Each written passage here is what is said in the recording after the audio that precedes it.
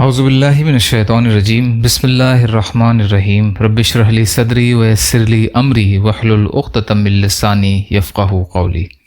بکھرے موتی تیسرا حصہ۔ ایک عورت نے اپنا خواب حضور صلی اللہ علیہ وسلم کے سامنے بیان کیا۔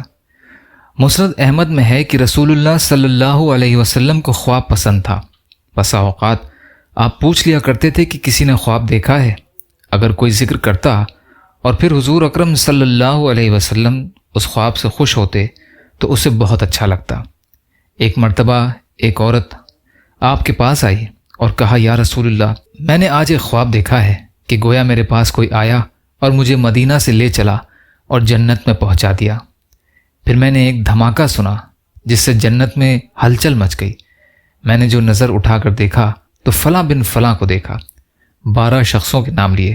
انہی 12 لوگوں کا ایک لشکر بنا کر حضرت صلی اللہ علیہ وسلم نے کئی دن ہوئے ایک مہم پر روانہ کیا ہوا تھا۔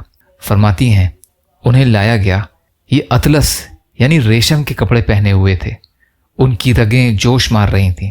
حکم ہوا کہ انہیں نہر بیدخ میں لے جاؤ، یا نہر بیزخ کہا۔ جب ان لوگوں نے اس نہر میں غوطہ لگایا تو ان کے چہرے 14ویں رات کے چاند کی طرح چمکنے لگ گئے۔ پھر ایک سونے کی سینی یعنی تھالی میں گدری کھجوریں یعنی نیم پختہ کھجوریں آئیں جو انہوں نے اپنی حسب منشا کھائیں، اور ساتھ ہی ہر طرح کے میوے جو چوطرف چنے ہوئے تھے۔ جس میوے کو ان کا جی چاہتا تھا لیتے تھے اور کھاتے تھے۔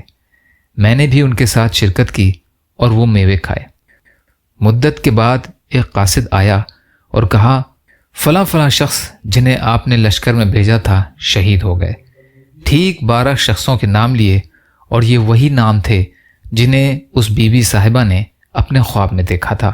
حضور اکرم صلی اللہ علیہ وسلم نے ان نیک بخت صحابیہ کو پھر بلوایا اور فرمایا، اب اپنا خواب دوبارہ بیان کرو۔ اس نے پھر بیان کیا اور انہی لوگوں کے نام لیے جن کے نام قاصد نے لیے تھے۔ تفسیر ابن کثیر۔ یا اللہ ہم سب کو کہنے سننے سے زیادہ عمل کی توفیق عطا فرما۔ یا اللہ مظلوم فلسطینیوں کی، کشمیریوں کی، روہنگیا مسلمانوں کی اور مسلمان جہاں بھی پریشان حال ہیں، ظالموں کے ظلم کا شکار ہیں، آپ ان کی بھرپور مدد فرمائیے۔ ہم سب کو اپنی استطاعت کے بقدر اپنا حق ادا کرنے والا بنائیے۔ یا اللہ حلال میں سے دیجیے، حرام سے بچائیے، اپنے غیر سے بے نیاز کر دیجیے۔ جو مانگا وہ بھی عطا کر دیجیے، جو مانگنے سے رہ گئے وہ بھی عطا فرمائیے۔